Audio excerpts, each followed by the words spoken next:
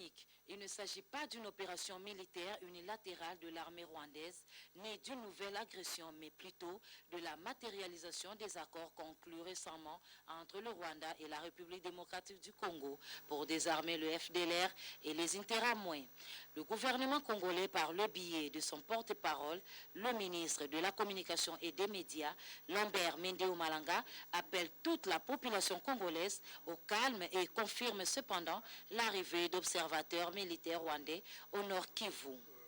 Il y a plus d'un mois et demi, le gouvernement de la République démocratique du Congo avait officiellement adressé une invitation à des officiers de renseignement de l'armée rwandaise à venir en mission d'observation en République démocratique du Congo lorsque les forces armées de la République démocratique du Congo, avec la prise du MUC, commenceraient à lancer l'opération de désarmement forcé des FDLR et autres Interamwe.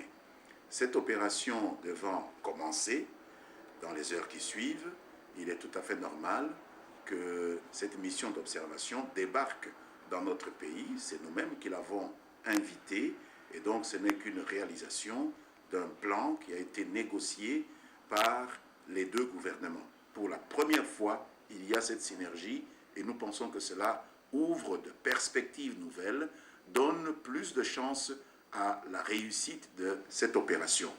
Après la décision courageuse de Bosco Tanganda et ses compagnons de revenir sur la légalité, le gouvernement congolais se réjouit que Laurent Nkunda aussi retrouve la voie de la raison et manifeste l'intérêt de réintégrer l'armée républicaine. La fin de guerre du CNDP, c'est vis-à-vis des FARDC.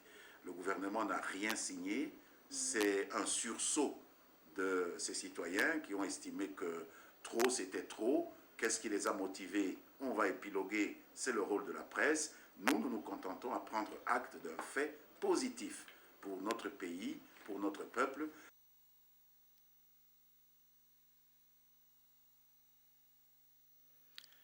Et puis sachez que le coup de pioche a été donné aujourd'hui pour réhabiliter le boulevard du 30 juin, l'une des avenues miroirs de la ville-province de Kinshasa. Eh bien, ces travaux de réhabilitation vont prendre le tronçon compris entre la gare centrale et le rond-point Kitambo Magasin. Coco Anis.